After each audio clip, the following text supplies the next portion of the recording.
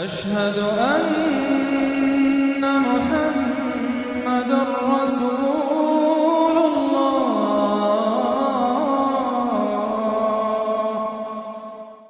سورۃ القارعہ، یہ وہ انداز ہے الحاقہ ملحاقہ والا۔ بسم اللہ الرحمن الرحیم۔ القارعہ ملقارعہ وما ادراک ملقارعہ، وہ کھڑکھڑانے والی۔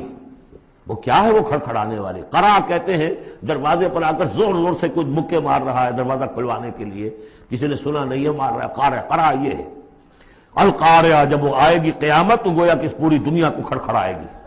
ملقارعہ وما ادراک ملقارعہ، یوم یکون الناس کالفراش المبثوث، جس دن انسان ایسے ہوں گے جیسے پتنگے ہوتے ہیں بکھرے ہوئے۔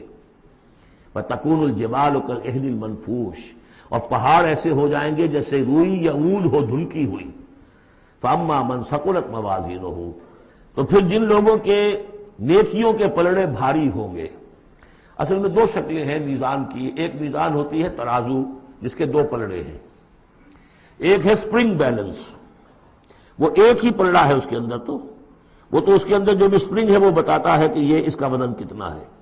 تو دو رائے ہیں، ایک تو یہ ہے کہ موازین سے مراد یہ کہ صرف نیکی کا وزن کیا جائے گا اور دیکھا جائے گا وہ ریکویزٹ لیول تک ہے یا نہیں، تو اس کی جو موزون ہے نیکیوں کے موازین وہ اگر بھاری ہے ایک معیار ہوگا، اور معیار بھی ہوگا ہر شخص کا انڈیویجول، لا نکلف اللہ نفسا الا وسعہا۔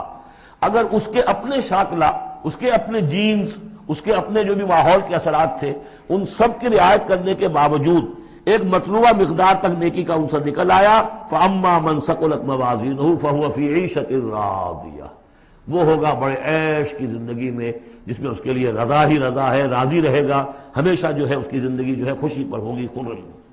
وَأَمَّا مَنْ خَفَّتْ مَوَازِينُهُ، جس کے وہ نیکیوں کے پلڑے جو ہلکے ہوئے، فَأُمُّهُ هَاوِيَةٌ، تو اس کا ٹھکانہ ہے ایک گڑھا۔ وَمَا أَدْرَاكَ مَا هِيَ، اور جانتے وہ گڑھا کیا ہے؟ نار حامیہ، آگ ہے دہکتی ہوئی۔ اللہم اجرنا من النار، یا مجیرو یا مجیرو یا مجیر۔